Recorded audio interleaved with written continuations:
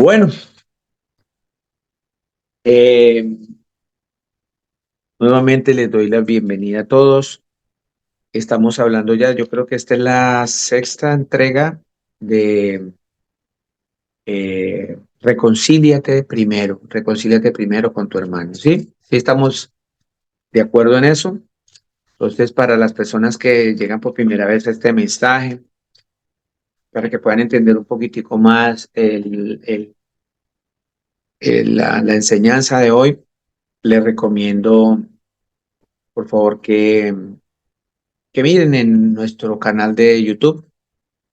Ahí están las prédicas grabadas de la uno, la 2, la 3, la 4 y la 5 de Reconcíliate Primero, de las cuales dos o tres hemos estado trabajando sobre un flagelo que no nos deja reconciliar con nuestro hermano, no nos deja eh,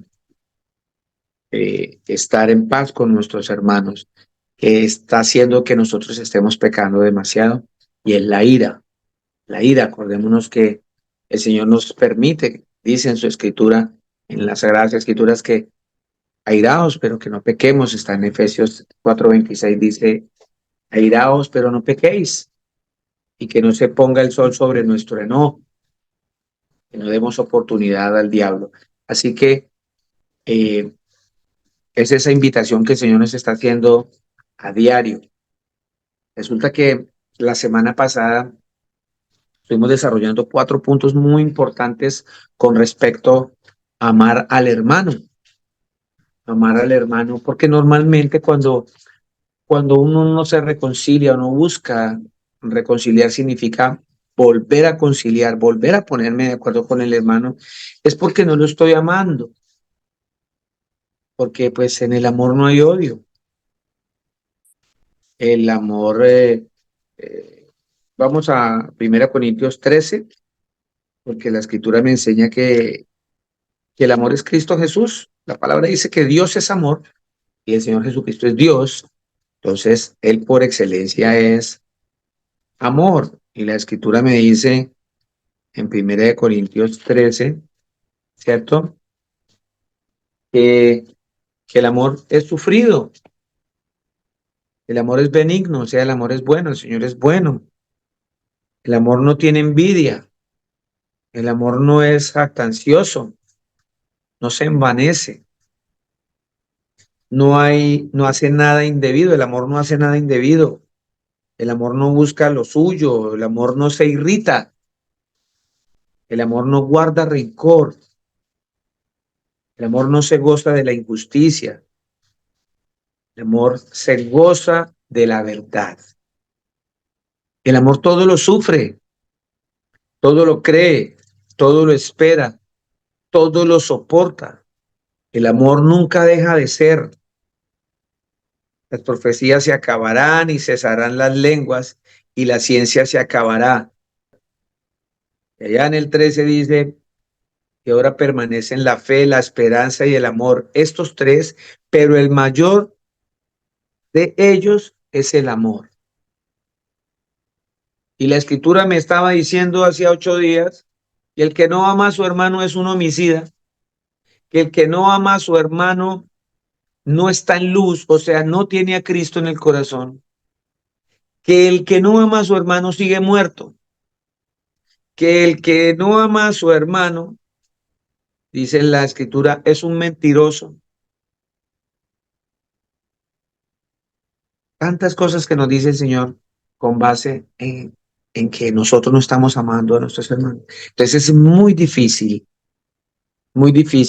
cuando yo hago una antítesis o una antítesis del amor, y es, por ejemplo, dice que el amor es sufrido, que el amor es benigno, pero cuando yo no reconcilio con mi hermano porque la ira no me deja, ese amor ya no es benigno, es maligno. Cuando yo no me reconcilio con mi hermano, cuando yo no amo a mi hermano, aborrezco a mi hermano, no hago lo debido, hago lo indebido. Cuando yo aborrezco a mi hermano, busco es lo mío y el amor no busca lo suyo. Cuando yo aborrezco a mi hermano, me irrito, me lleno de ira. Entonces, no estoy cumpliendo la escritura. No la estoy cumpliendo. Ahora bien, esta mañana un hermano me hacía énfasis de que pues a veces estamos hablando en este momento del hermano, de ese hermano espiritualmente que nos une por el mismo papá que es Jesús. Jesús de Nazaret es el Padre eterno. Si tú crees en Él, es tu papá. Y si yo creo en Él, es mi papá. Por ende, somos hermanos espiritualmente. Y con mayor razón, debemos amarnos. Debemos velar porque estemos siempre en armonía. Siempre en armonía. Resulta que quiere decir eso que entonces con el prójimo no. Con el prójimo también, porque el Señor manda a ser misericordioso con el prójimo. El prójimo puede ser el musulmán, el católico, el ateo, el que va a pie, el que va en el carro, cualquier persona, cualquier creación del Señor es mi prójimo y yo tengo que amarlo. Pero este llamado que está haciendo el Señor lo hace primeramente entre nosotros como hermanos, porque así es más fácil. Imagínense, si nosotros como hermanos estamos divididos y nos es difícil que tenemos el mismo papá, que tenemos las mismas creencias, que nos cobijan las mismas leyes, las mismas bendiciones que el Señor nos manda, no nos ponemos de acuerdo y mantenemos como perros y gatos entre nosotros los que seguimos al Señor Jesús. Imagínense, yo con los de afuera, no vamos a hacer un buen testimonio, no lo vamos a hacer. Entonces, mire lo que dice el Señor Jesús para recordarles a ustedes un poquitico de, de lo que se habló la semana pasada en la cita de Santiago 1:19. Por esto, amados hermanos míos, todos nosotros debemos estar dispuestos a oír, pero ser lentos para hablar y para enojarnos, porque quien se enoja no promueve la justicia de Dios. La justicia de Dios no está ahí, ¿cierto? Entonces, yo, si mantengo enojado, pues la justicia de Dios no va a obrar en mí, no va a obrar en mí. Me dice la escritura también, me decía, me dice la escritura allá en Mateo claramente, me dice en Mateo 5:22, la escritura me está diciendo, ya les leo, dice, pero Mateo 5:22 dice, pero yo les digo que cualquiera que se enoje contra su hermano será culpable de juicio. Ya el Señor me está poniendo de antemano, mostrándome que con el solo hecho que yo mantenga enojado, airado con mi hermano, ya soy culpable de juicio. Ya soy culpable de juicio. Comentaba esta mañana, da un ejemplo. Usted qué sabe, yo qué sé, ninguno sabe. ¿Cuándo es que el Señor lo va a llamar? En el sentido que usted va a morir en esta carne, o sea, en la muerte física. ¿Y usted está preparado para cuando llegue eso? Cada vez que alguien me comparte, doctor, Eduardo, mire que se murió mi tío, que se murió la tía de no sé quién, que se murió el hermano no sé qué, que se murió el hijo de no sé quién. Eso para mí es un campanazo y debe ser un campanazo para ustedes que me alerte. ¡Pin! Es una alarma, porque yo puedo ser el próximo. Eso nos debe avisar que en cualquier momento puedo ser yo y resulta que la escritura me está diciendo que si yo estoy enojado contra mi hermano y me llega la muerte física, voy a ser culpable de juicio porque no alcancé a reconciliarme con mi hermano, no alcancé a ponerme de acuerdo con mi hermano, me fui siendo un mentiroso porque decía que yo amo a Dios, pero odio a mi hermano. Y el Señor me dice, pero ¿cómo es eso? Usted dice, amarme a mí que no me ve y odiar a su hermano que lo está viendo. Lo mismo la escritura vuelve y me envía La semana pasada hablamos de eso, en un resumen para los hermanos que están nuevos hoy acá. Me decía, me dice la escritura, en primera de Juan 2:9 dice que el que dice que está en luz y aborrece a su hermano, está todavía en tinieblas. O sea, la luz es Cristo y las tinieblas es estar sin Cristo. Entonces, el Señor me está centrando, me está diciendo que si yo aborrezco a mi hermano, todavía sigo en tinieblas, no tengo al Señor en el corazón. También me dice la escritura en primera de Juan que, que si alguno dice que si nosotros decimos que amamos a Dios, pero odiamos a nuestro hermano, somos mentirosos. Pues el que no ama a su hermano, ¿a quien ha visto? ¿Cómo puedo amar al Señor a quien no ha visto? Primera de Juan 4:20. También la escritura me dice que en primera de Juan 3:14 me dice el Señor, nosotros sabemos que hemos pasado de muerte a vida. ¿Qué me está diciendo la escritura? Que yo antes sin Cristo estaba muerto. ¿Y cómo sabemos que pasamos de muerto a vida? Porque el Señor ya mora en nosotros. Pero ¿será que el Señor sí está morando en mí, sabiendo que odio a mi hermano, sabiendo que aborrezco a mi hermano? Y el Señor me dice, usted sigue muerto porque usted no tiene luz, usted sigue en tinieblas. Nosotros sabemos, dice 1 Juan 3:14, que hemos pasado de muerte a vida. ¿Y cómo sabemos eso? En que amamos a los hermanos. La mejor manera de darnos cuenta de que hemos pasado de muerte a vida, de que estamos saliendo de tinieblas a la luz, de que no somos mentirosos, de que, ¿en qué manera nos damos cuenta de que amamos a nuestro hermano? La escritura me está centrando. Y dice aquí, el que no ama a su hermano permanece en muerte, o sea, sigue muerto, seguimos muertos si nosotros no amamos a nuestros hermanos.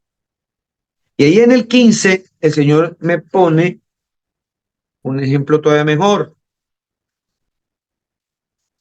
Todo el que aborrece a su hermano es homicida, me está diciendo que yo soy un asesino, porque uno puede matar a una persona espiritualmente.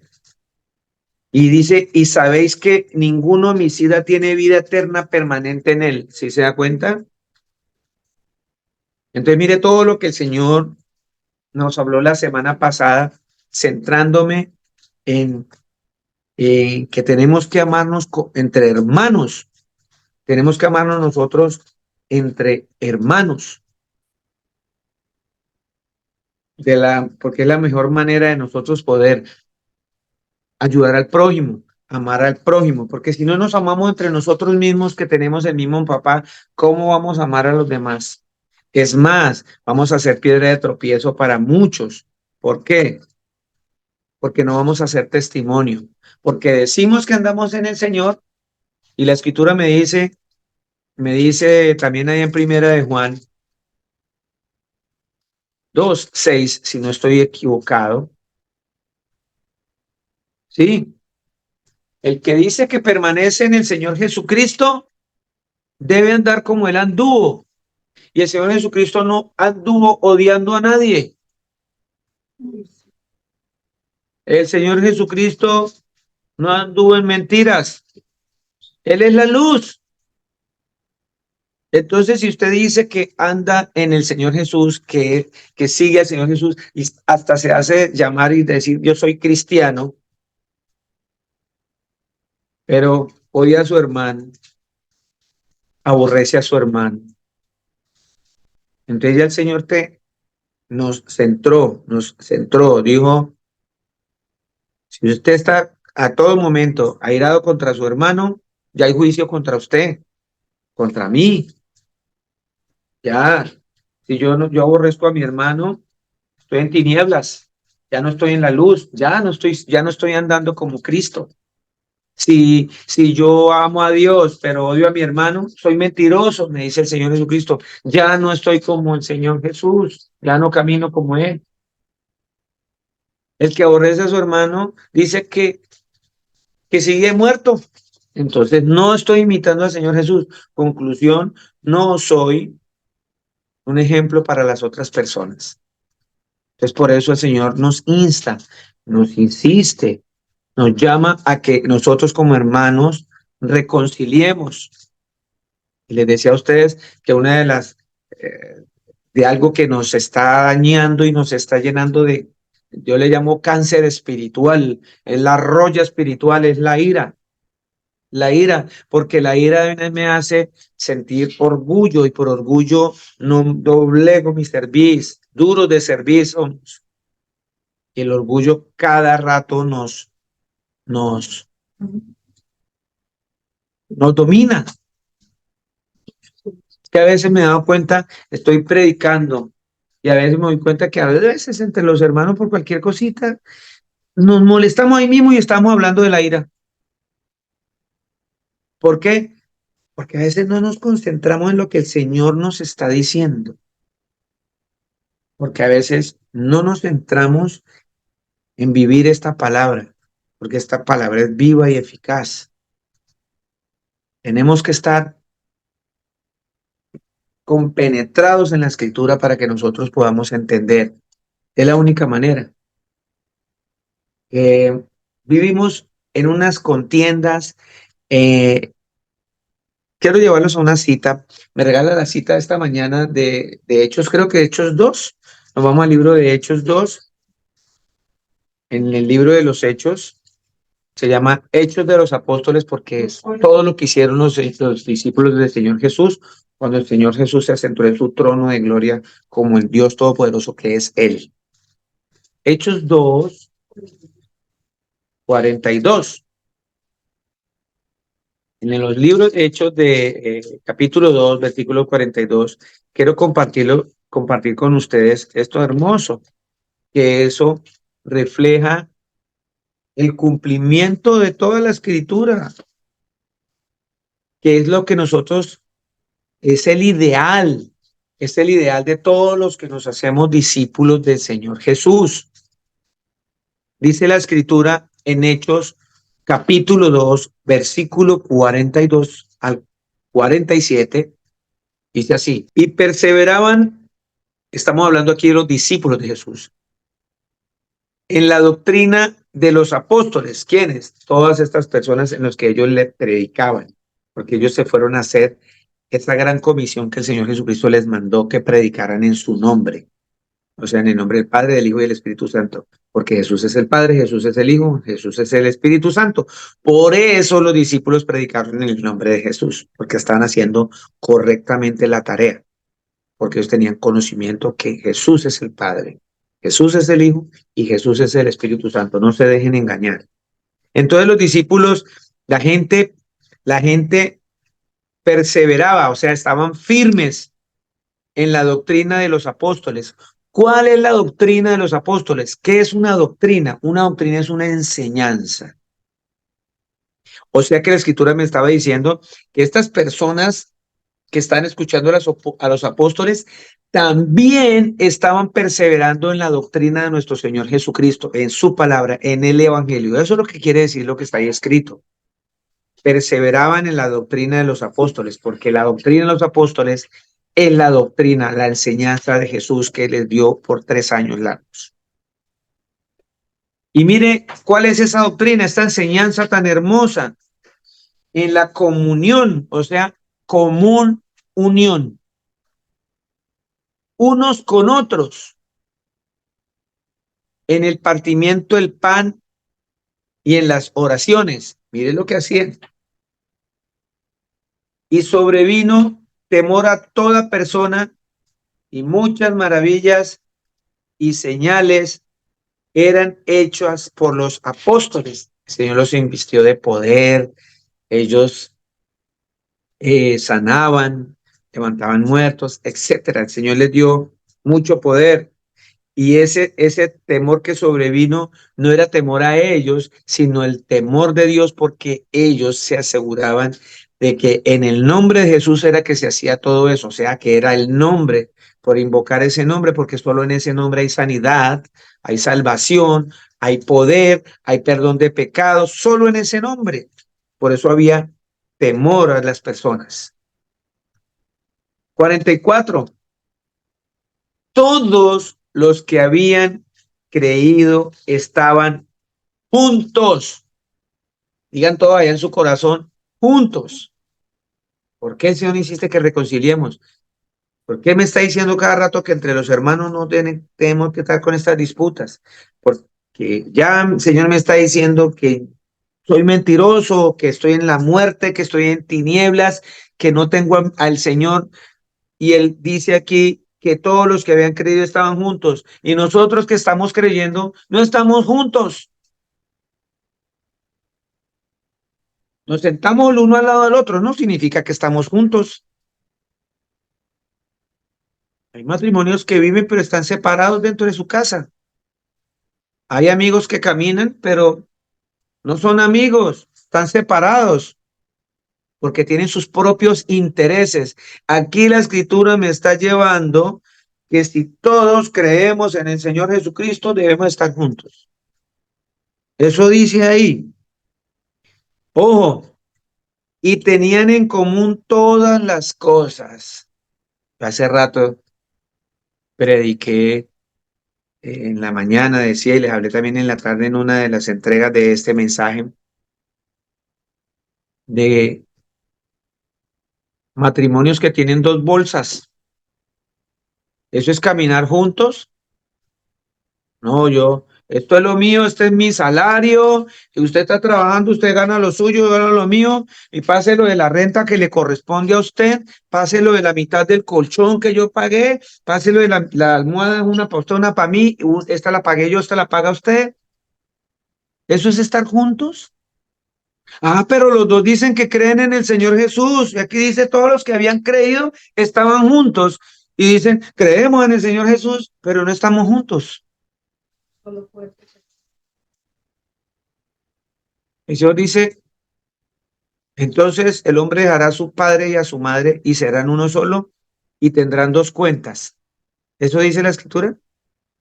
No.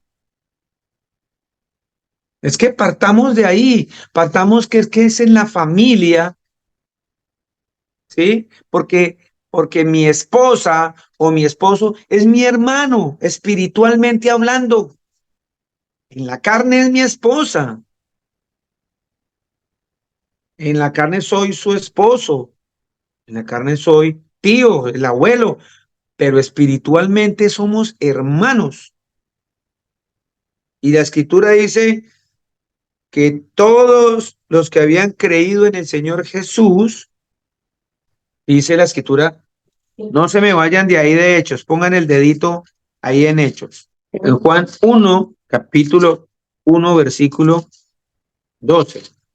La escritura es bien clarita, dice, mas a todos los que le recibieron, o sea, los que recibieron al Señor Jesús, a los que creen en su nombre, le dio potestad de ser hechos hijos de Dios, o sea, hijos de Él, del Señor Jesús. Mire cómo es la escritura. Volvamos a Hechos. Ya corroboramos que ya en el libro de Juan 1:12 me está diciendo que el Señor nos dio potestad de ser llamados hijos de Él por solamente haber creído en su nombre. Y dice acá en el 44, todos los que habían creído, o sea, para creer tuvimos que haberlo recibido, estaban juntos. O sea que todos los que creímos, ya el Señor nos mostró que somos hijos de Él, o sea que somos hermanos todos por el mismo papá. Y tenían en común todas las cosas. Y vuelvo y pregunto, ¿tenemos en común todas las cosas? Si escasamente con mi esposa, con mi esposo, con mis hijos, no tenemos en común las cosas, ustedes pueden entender qué voy a tener en común con mi hermano, con el vecino que es mi hermano, con la vecina que es mi hermana, con los hermanos que vienen a la congregación, que viven en casas diferentes, en hogares diferentes. ¿Usted cree que vamos a tener todas las cosas en común? Pues mire lo que hacían los discípulos. Versículo 45 de Hechos, capítulo 2, versículo 45. Y vendían sus propiedades y sus bienes y los repartían a todos según la necesidad de cada uno. ¿Se pueden imaginar esa palabra tan grande? Que aquí muchos predicadores inescrupulosos, falsos pastores, falsos profetas, se han aprovechado de esto para hacer venderle a la gente las casitas y ellos quedarse y montar un edificio y tener flotas de aviones, barcos, todo el dinero que quiere y la gente andando a pie y la gente aguantando hambre porque se aprovechan de esto. No, aquí habla que yo no debo ser mezquino con lo que el Señor a mí me da, que yo tengo que empezar a compartir las cosas que el Señor me da con mis hermanos. Pero es un egoísmo, esto es mío, esto no me lo toquen, esto me lo gané yo con mi sudor de mi frente, horas de trabajo, porque yo me merezco este carro, me merezco esta casa, me merezco esto, ¿ah? Me merezco la finquita de un hermano mío. ¿Ah? Entonces, ¿será que el Señor Jesucristo, cuando nosotros tomamos su presencia, me va a preguntar a mí cuántas fincas tenía o cuántos televisores o cuántos carros tenía yo? Yo creo que no, yo creo que no. Quizás me va a preguntar, ¿cumpliste la doctrina que yo enseñé a los discípulos que te enseñaron a ti de tener todas las cosas en común con todos tus hermanos, que dices amar? Difícil, ¿verdad? Porque es que nos tiene amarrados el dinero. Por eso la escritura dice en 1 Timoteo 6:10 que raíz de todos los males es el amor al dinero. Raíz de todos los males es el amor al dinero. Y eso es lo que nosotros nos mueve, desafortunadamente. Creemos más en el Dios dinero que en el verdadero Dios que es nuestro Señor Jesucristo. Nosotros dependemos más de nuestro trabajo, que vuelvo y le digo, en últimas y en primera instancia, lo da el Señor. Él es el que entrega el trabajo a usted y Él es el que se lo quita, porque nada se mueve en este mundo, absolutamente nada, si no es la voluntad del Señor Jesucristo. Y nosotros pensamos que mi bienestar proviene de tener dinero. Mi bienestar proviene de estar creyendo firmemente en el Señor Jesucristo. Que la mejor manera de saber que yo tengo fe en Él es cumplir esto que dice acá. Y yo veo que un hermano mío está en necesidad tenaz, pero dice, no, qué pena, es que yo no lo puedo ayudar. Yo no lo puedo ayudar y tiene como 50.000 cosas en la casa de valor que ni usa. Ponerlo al servicio al hermano, qué sé yo, venderlo para poder apoyar a un hermano. Pero mire lo que dice ahí la escritura, que vendían todas sus propiedades y sus bienes y los repartían todos según la necesidad de cada uno. 46, y perseverando unánimes cada día en el templo y partiendo el pan en las casas, comían juntos con alegría y sencillez de corazón, alabando a Dios y teniendo favor con todo el pueblo. Y el Señor añadía cada día a la iglesia los que habían de ser salvos. Pero nada de esto funciona, en primer lugar, porque todavía hay idolatría en nuestro corazón. Nosotros pensamos, ya me salí de las imágenes de la Virgencita, de San Roque, de San Martín, de Santo Fimio, del Sancocho, de todos esos santos, ya me salí, pero mentira es que sigo idolatrando el dinero. Entonces, a eso se suma que para mí es difícil poder hacer todo esto que el Señor me manda porque mantengo con ira La ira no me permite tampoco hacer esto. La ira, esta no se merece eso, este no se merece esto. No nos deja, no nos deja cumplir todos estos mandamientos que el Señor manda. Hechos 4:32, Hechos 4:32 al 35. Aquí nos amplía, nos vuelve a ampliar la escritura este tema. Y la multitud de los que habían creído, vuelve otra vez, es que si yo creo en el Señor Jesucristo, tengo que ser diferente. No puedo ser lo mismo que todo el mundo es. No puedo ser igual a los del mundo. Y la multitud de los que habían creído era de un corazón y un alma, y ninguno decía ser suyo propio nada de lo que poseía, sino que tenían todas las cosas en común. Y con gran poder los apóstoles daban testimonio de la resurrección del Señor Jesús, y abundante gracia era sobre todos ellos. Así que no había entre ellos ningún necesitado. ¡Qué vergüenza! ¡Qué vergüenza! Y cuántos necesitados nos rodean y nosotros nos hacemos los de las gafas. Porque todos los que poseían heredades o casas las vendían y traían el precio de lo vendido y lo ponían a los pies de los apóstoles, y se repartía a cada uno de su necesidad, según su necesidad. Se han visto todos esos predicadores, 50,000, 60,000 personas que ponen el carro de valores para recoger la plata que le roban a la gente, y esa gente vive por allá pobrecita, y esos tipos con todo el dinero, el Señor Jesucristo los reprenda. Porque la obligación de un predicador, de un líder de esos, es hacer lo que hacen los discípulos de Jesús. Recoger todo ese dinero, y se cogieron 20, 30 millones, en vez de comprarse un avión, vaya y cómprele la casita a las personas que viven sin casa, porque los que tienen casa ya no necesitan casa. Un lotecito, el mercado, tanta necesidad que hay alrededor mío. Y todos estos predicadores viviendo como reyes, porque el amor al dinero los cegó, y creen que aman al Señor todavía.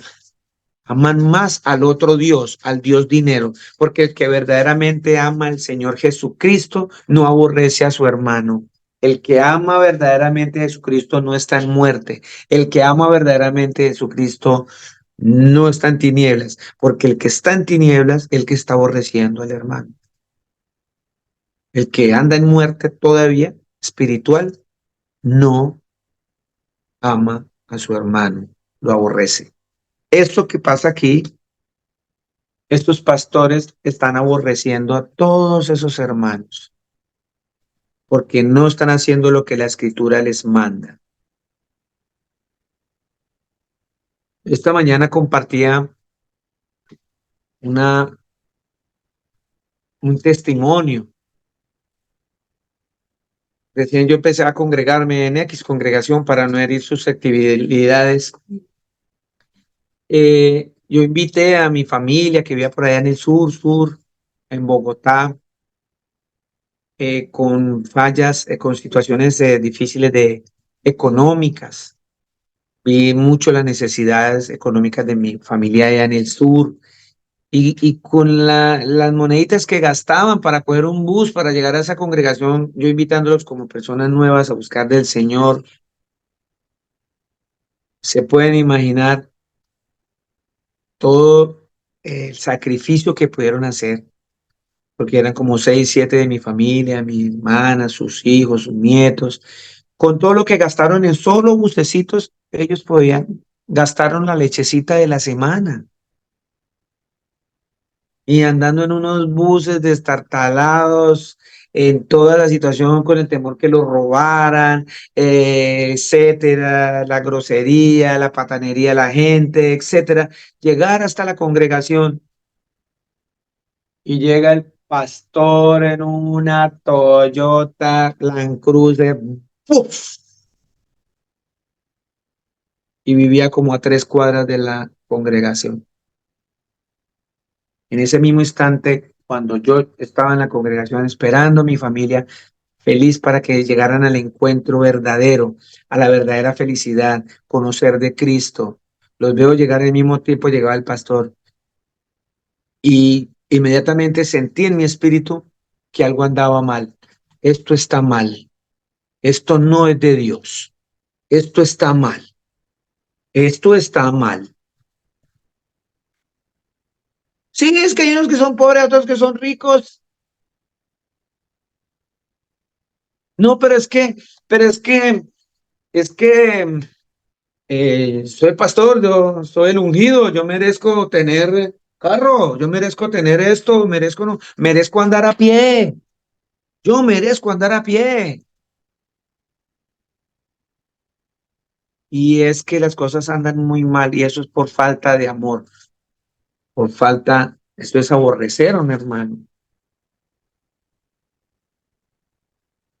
Imagínense que el Señor me dio la bendición aquí en Dubái es muy fácil tener, y no me quiero mostrar como el que, ay, el santo, cometo muchos errores.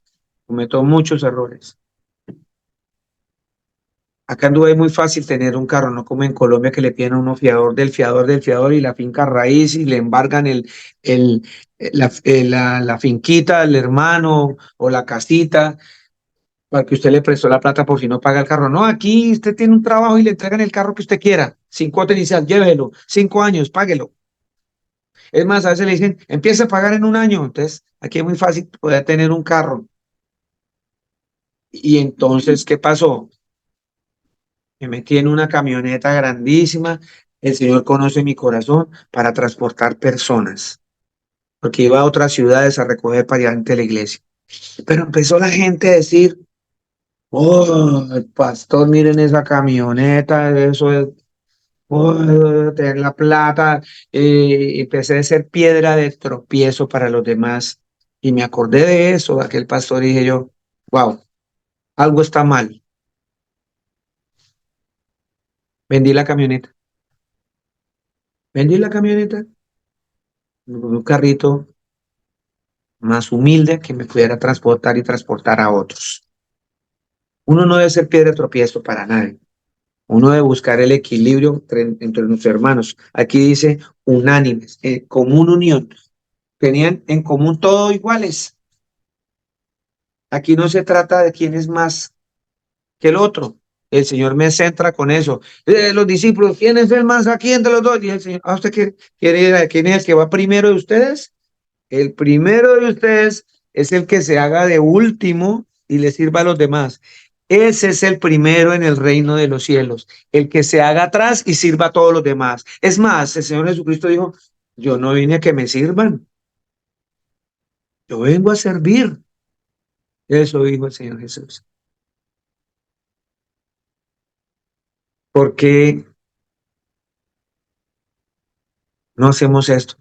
Porque en cierta manera aborrecemos a nuestros hermanos, porque todavía tenemos celos, contiendas, envidias, ira, lascivia, bajas pasiones, malas palabras en nuestra boca. Todavía no hemos, vuelvo al comienzo de las prédicas del comienzo, no nos hemos arrepentido, no hemos vuelto la cabeza hacia el Señor Jesús, no hemos nacido de nuevo, porque la ira nos está consumiendo, la ira nos está llevando al abismo, no nos está dejando reconciliar con mi hermano. ¿Por qué le dice la cita de que todos lo repartían? Porque ahí se nota claramente que hay amor entre los hermanos. Vuelvo. El Señor dice, pero ¿por qué aborrece a su hermano usted y dice que me ama a mí? Dice el Señor Jesús, usted es un mentiroso, usted no ama a su hermano, usted es un homicida, usted no aborrece a su hermano, está en tinieblas, usted no me tiene a mí, yo soy la luz. El Señor Jesucristo dijo, yo soy la luz. Y el que verdaderamente tiene a Cristo, anda en la luz, no anda en tinieblas, no aborrezca a su hermano. Pero parte de ese aborrecimiento tiene que ver con la ira. La ira es algo que nos está carcomiendo, es un cáncer que está devorando cada vez a los hermanos. En Eclesiastés 7:9 dice la escritura, Eclesiastés 7:9. ¿Quién me ayuda allá? ¿Quién me ayuda allá? Los que me están escuchando. Eclesiastés 7:9. Amén, pastor. Mira, aquí está marcado. Nuestro Señor Jesús dice en la palabra, las escrituras: no te apresures en tu espíritu a enojarte, porque el enojo reposa en el seno de los necios. Amén. Amén. No dejes que el enojo te haga perder la cabeza. Eso me está diciendo el Señor. No hagas que el enojo te haga perder la cabeza. Solo en el pecho de los necios, dice esta versión. Necio es una persona sin sesos, estúpida. No, no estoy siendo grosero, eso dice la traducción del griego. Es una persona tonta, es una persona afrón, del griego afrón, necio. Está en griego afrón, que significa estúpido, sin sesos, tonto. Dice, no dejes que el enojo te haga perder la cabeza. Solo en el pecho de los necios haya lugar el enojo. O sea, solamente en una persona que, que es tonta va a haber lugar para enojarse. Les decía a ustedes la semana pasada que tenemos un concepto muy errado de qué es el fuerte, quién es fuerte. A veces vemos que porque en un hogar la mujer es la que más grita al marido, decimos que ella es un carácter fuerte. Mentiras. O el marido que levanta y grita a la esposa, decimos, wow, ese señor tiene un carácter fuerte. Mentiras. Es un carácter débil. La escritura ahora me va a mostrar y me va a enseñar que el que es débil es el que grita, el que se llena de ira, el que es grosero, el que es patán, el que es guache, el que no perdona, el que no reconcilia. Esa persona es lo más débil que hay. La verdadera persona fuerte es la que se apacigua, la que es benigna, la que es callada, la que perdona, la que soporta. Es la persona más fuerte porque no puede ser movida al pecado. No se deja mover a pecar. Y la escritura me va a enseñar varias cositas hoy sobre eso. ¿Cómo, cómo podemos hacer para empezar a controlar esta ira? Vamos a ver qué nos enseña la escritura para empezar a controlar esta ira. Amén.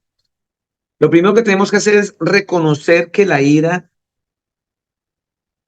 incontrolable es una debilidad. Ya partamos de ahí. No inventemos que mi hijo es así porque tiene el mismo carácter del papá. Grita y es grosero y usa palabras sucias. No, no, señor. Es que verdaderamente debemos empezar a reconocer que el que tiene ira es débil. Entonces, yo ante mi Señor no me voy a mostrar como un débil, sino como una persona fuerte. Y mire lo contrario de lo que es ser una persona fuerte, porque para el pensamiento del Señor, las cosas son totalmente diferentes a nuestro pensamiento. Decía esta mañana y les decía siempre a ustedes, la escritura dice que un hombre y una mujer se unen y forman uno. Para nosotros uno más uno es dos. Para el Señor Jesucristo, le dijeron, ¿quién es el primero? Para el Señor Jesucristo, el primero es el que se hace el último y sirve a los demás. ¿Sí se da cuenta que no es el mismo pensamiento nuestro? Para el Señor Jesucristo aquí, el que es débil, ¿sí? Es el que más grita, el que se cree fuerte. Para nosotros, el más fuerte para el Señor Jesús es el que está más callado. Totalmente diferente al pensamiento nuestro. Miremos en la escritura Proverbios 25-28. La escritura dice en Proverbios 25-28 claramente, como ciudad derribada y sin muro es el hombre cuyo espíritu no tiene rienda, ¿cierto? Dice la escritura, como ciudad derribada sin muro, o sea, es una persona que no controla y fácilmente puede caer en pecado, porque el mal lo está venciendo y la escritura me manda a mí es vence el mal con el bien. Tengo que vencer el mal con el bien. Entonces, si me gritan y grito más, viene más pecado, más pecado. Y ahí no estoy venciendo el mal. Estoy haciendo mal por mal. Y el mal es vencido haciendo el bien. ¿Estamos? Proverbios 29 me amplía lo mismo en 29:11. Vamos a Proverbios 14:29. Habla de lo mismo. 14, Proverbios 14:29 dice la escritura. El que tarda en airarse es grande de entendimiento, mas el que es impaciente de espíritu enaltece la necedad. O sea, se vuelve más tonto. En cambio, el que tarda en ponerse enojado, el que tarda en ponerse airado, dice el Señor Jesucristo, que es de grande entendimiento. Qué tenaz como a veces se puede uno verse ante los ojos del Señor cuando uno está en esa gritería, en ese enojo tan grande que me hace que yo peque y el Señor me esté diciendo que mi entendimiento es nulo. No tengo nada aquí, no tengo nada, pero qué bueno es ver que, que yo puedo controlar esa ira, que puedo controlar ese enojo y el Señor dice, wow, cuán grande es el entendimiento de este hombre, de esta mujer, así como cuando miraba a Job, decía, hombre recto, ¿cierto? Apartado del mal, qué bendición. Y aún la gente, ya ahorita nosotros teniendo este conocimiento, acordarnos de eso, que cuando estemos en esos momentos que vamos a pecar, a irarnos contra el hermano y que no nos deja reconciliar, frenarnos y pensar, no, el Señor a mí me ha dado entendimiento, el Señor me ha dado a mí la comprensión de su palabra, me ha revelado su amor.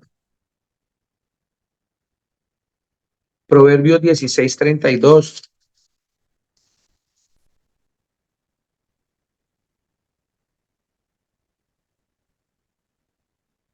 Entonces, punto clave, reconocer que la ira incontrolable es una debilidad. Cuando usted ya empieza a decir, no, no, yo no me puedo mostrar como un débil, yo tengo que ser una persona fuerte y la verdadera persona fuerte es la que hace esto. 16, Proverbios 16:32. Mejor es el que tarda en airarse que el fuerte. Mejor es el que tarda en airarse que el fuerte y el que se enseñorea de su espíritu que el que toma una ciudad. Sí, vale. Imagínense. Aquí me está hablando el Señor de exactamente eso. Cualquiera se puede tomar una ciudad y ¡guau! Con ejército y, ¡guau! Y cualquiera puede decir, wow, ese es el fuerte. Dice el Señor, no, es más fuerte el que tarda en airarse. Mire el Señor la comparación tan hermosa que me hace, ¿cierto? Que el que se enseñorea de que ¡guau! Gané la batalla. ¿Mm? pensamos que esa persona es muy fuerte. Dice el Señor, no, el que verdaderamente es fuerte, el que controla su estado de ánimo. Ese es el fuerte. Entonces, ¿qué podemos seguir haciendo para controlar nuestra ira? Calmar la ira antes de que nos lleve a hacer algo de lo que nos vamos a arrepentir. ¿Cuántas cosas usted no le ha dicho a su esposa, a su esposo, a sus hijos, a sus hermanos con rabia? Con rabia, ¿cuántas cosas le ha dicho? Después queriéndose arrepentir, ya, ya el mal está hecho. Sí, como cristianos estamos llamados a perdonar, pero la escritura también dice que nosotros a veces matamos a las personas con nuestras palabras. Los anulamos, los aniquilamos con nuestras palabras, y más cuando estamos enojados. Que no se imagina lo que uno le puede hacer a un hijo, un esposo, a un hermano, a cualquier persona, creación del Señor Jesús, cuando tenemos rabia y proferimos palabras de maldición para esas personas. ¿Mm? Decimos tantas cosas por rabia que las personas les llega tanto que hasta se han muerto, se han suicidado personas porque en un momento de ira usted dijo una cantidad de cosas que ya nos vamos a arrepentir, pero quizás a veces es muy tarde por la ira. Salmo 37:8, ¿sí? Dice la escritura, es una orden del Señor Jesús. Deja la ira y desecha el enojo. No te excites en manera alguna a hacer lo malo, porque los malignos serán destruidos, pero los que esperan en el Señor Jesucristo, ellos heredarán la tierra. Vida eterna. La escritura me está diciendo que claramente por vivir enojado puedo estar por fuera de la salvación. Deja la ira y desecha el enojo. No te excites en manera alguna a hacer lo malo. ¿Estamos? Efesios 4:26 me apoya eso, que ya lo vimos. Dice Efesios 4:26 claramente que, que airados, pero no pequemos. No esperemos a que el sol se desaparezca, que el sol baje y llegó la noche y usted todavía peleando, y usted todavía enojado, aborreciendo a su hermano. Entonces no hay luz en usted, se sigue en muerte, usted es un mentiroso, usted es un suicida, todo eso dice la escritura. Ojo con lo que digamos, es preferible, que es otro punto que podemos hacer para controlar la ira, y es irnos antes de que la ira estalle, si es posible. Normalmente, pero no irnos a dar la vuelta a la manzana para pensar qué le voy a decir cuando me devuelva o qué tarro consigo para ponérselo en el ojo. No, salir para orar, porque es que hay veces que cuando uno está con una hermana, con un hermano, y uno trata de explicarle, decirle, mire, usted está pecando en la escritura, es peor, como si le echaran sal a una herida. Entonces, lo mejor que hacer, porque esa palabra se va a tornar como ataque, entonces lo mejor es retirarse a orar, salga a la calle. Señor Jesús, controla mis labios, Señor Jesús, controla mi corazón, mi mente, Señor, mis manos. Es peligroso porque en la ira es incontrolable. Yo puedo matar a un hermano, puedo matar a mi esposa, a mi esposo, a mis hijos, un hijo, malograr a un hijo cuando tengo ira. Cuando voy a reprender a un hijo, lo voy a castigar y estoy lleno de ira, no lo haga. Va a malograr a su hijo y se va a arrepentir. Es mejor respirar. Yo eso es algo que hago cada rato. Uy, en muchas circunstancias, en mi casa, fuera de casa, en el trabajo, donde esté, porque uno está, no está exento de tener ira. Respira uno, e invoque el nombre del Señor Jesús. En ese nombre hay poder. En ese nombre hay poder. Y su merced llega y, Señor Jesús, y Señor Jesús toma el control de su vida. Pero lo mejor es ir apartarse, ¿cierto? Proverbios 17:14. El que comienza la discordia es como quien suelta las aguas. Mire el mandamiento del Señor. Deja pues la contienda, deje la pelea, deje la ira antes que se enrede. Ahí está clarito. Deje esa pelea, váyase, antes que se enrede más. Decía yo esta mañana en algo que he venido trabajando muchísimo y estoy viendo frutos en eso. Que entre más hablan de mí, más pido misericordia al Señor por esas personas. Más pido misericordia por esas personas. Señor, perdónenos. Porque la situación, dice la Escritura, mía es la venganza. El Señor Jesucristo dijo, déjemelo a mí, déjemelo a mí. La venganza es mía, Señor, dice el Señor Jesús. Él no nos la deja a nosotros porque sabe que nosotros vamos a pecar. Pero todavía somos tan crueles que no hay perdón en nosotros. No amamos a nuestro hermano que dice, sí, el Señor dice la venganza es de Él, el Señor Jesucristo lo va a castigar y cuando ve que le pasa algo, Cristo se lo merecía. Gracias Señor porque usted hizo de venganza con Él. Eso está mal, eso está mal. Hay un ejemplo que di esta mañana. La hermana de sangre de Moisés y el hermano de Moisés, Aarón, María y Aarón, hermanos de el mismo papá y misma mamá de Moisés, comenzaron a hablar de su hermano. Uy, estoy parafraseando. Uy, Ana Moisés con la negrita esa que anda patirraya, rajando del hermano. Y el Señor dio cumplimiento a su palabra, que la venganza es de él porque se estaban hablando mal de su siervo. Pero mire lo que debemos hacer nosotros que hizo Moisés. Inmediatamente el Señor le mandó una lepra a María.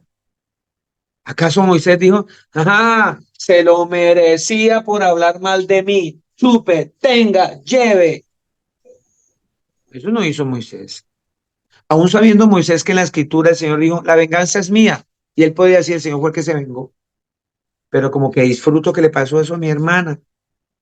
No, Moisés tan pronto vio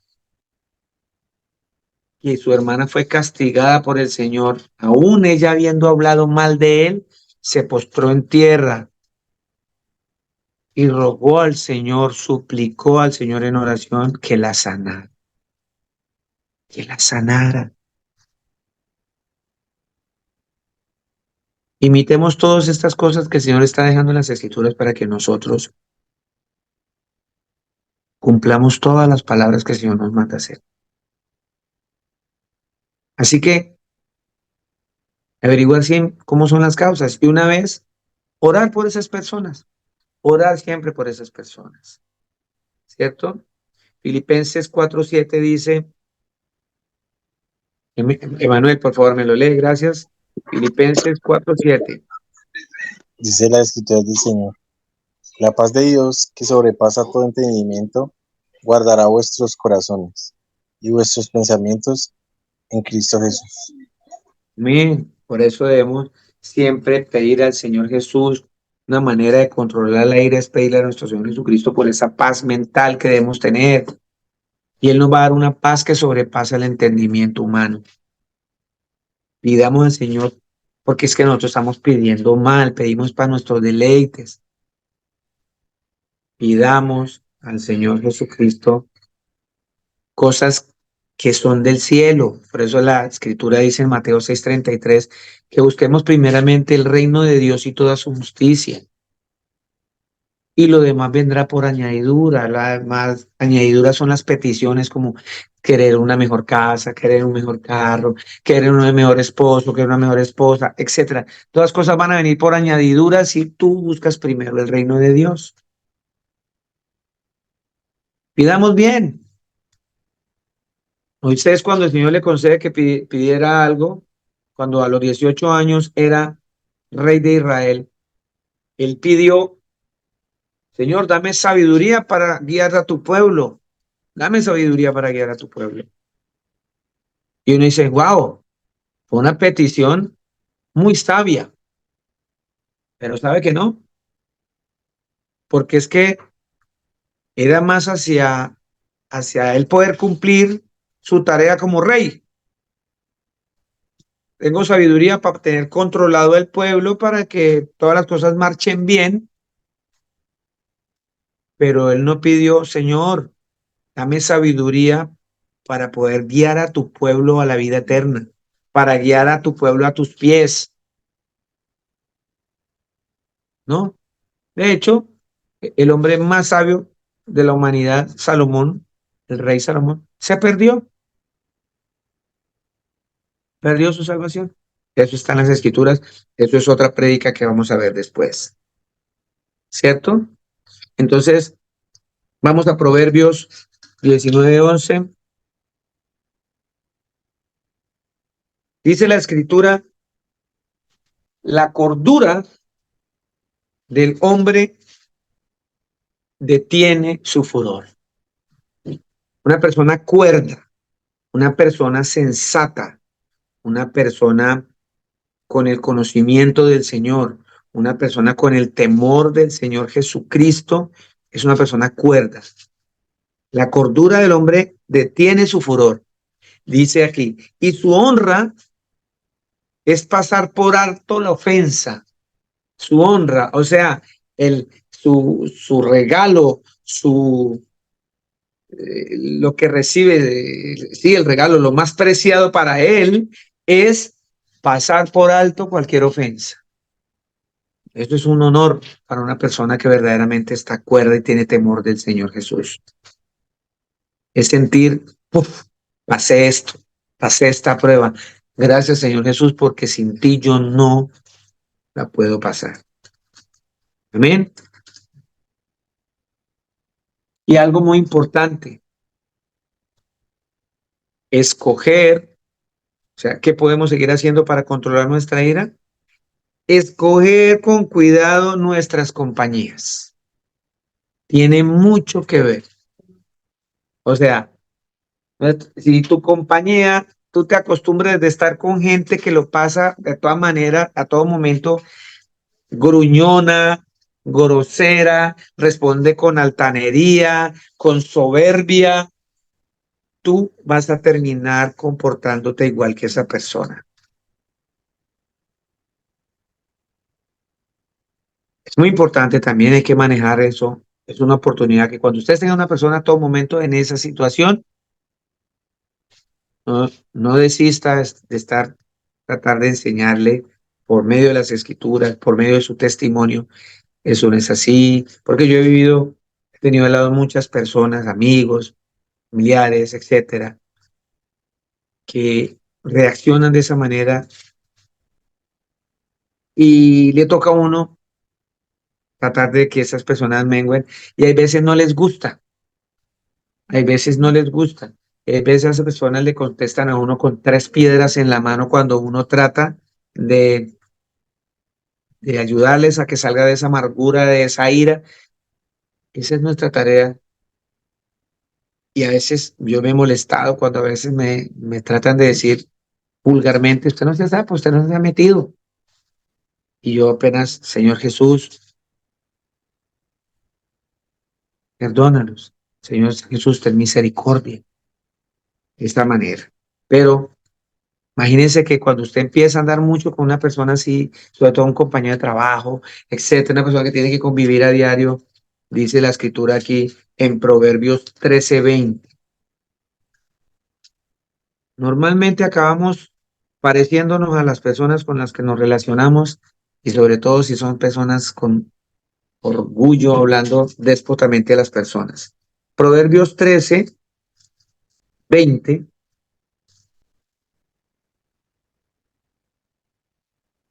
Proverbios 13:20 dice la escritura. El que anda con sabios sabio será, mas el que se junta con necios será quebrantado. Normalmente un necio está lleno de ira.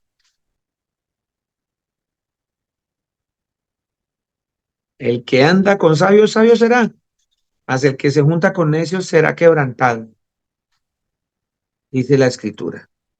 Proverbios 22-24, versículos 24 y 25 dice, no te entremetas con el iracundo, la persona que mantiene irada, no te entrometas con el iracundo, ni te acompañes con el hombre de enojos, no sea que aprendas sus maneras y tomes lazo para tu alma. Clarita la escritura, ¿verdad? Así que observemos, a veces, yo porque me estoy comportando así, a veces en mi casa respondo con 3 piedras en la mano, ¿sí? Llega uno calmado a la casa y está ahí, y le dice, pues sí, no, pues no, y empieza la contienda. ¿Por qué? Porque no sabemos esa persona con quién se está entrometiendo, con un iracundo, con un hombre que mantiene enojado, y dice el Señor, no te juntes con él, no te entrometas con él, no sea que aprendas sus maneras y tomes lazo para tu alma. Amados hermanos, la escritura es clara para cerrar. Proverbios 12-18. Hay hombres cuyas palabras son como golpes de espada. Lo que le estaba diciendo, podemos dañar a alguien, podemos matar a alguien, herir por años a alguien. Por esa razón, a veces uno no puede reconciliar, porque la otra persona también está dañada. Pero igual así yo esté dañado, yo estoy llamado a reconciliar. Pero la escritura me está dando ver que hay hombres cuyas palabras, cuando hablo de hombres, estoy hablando de la creación del Señor, del ser humano.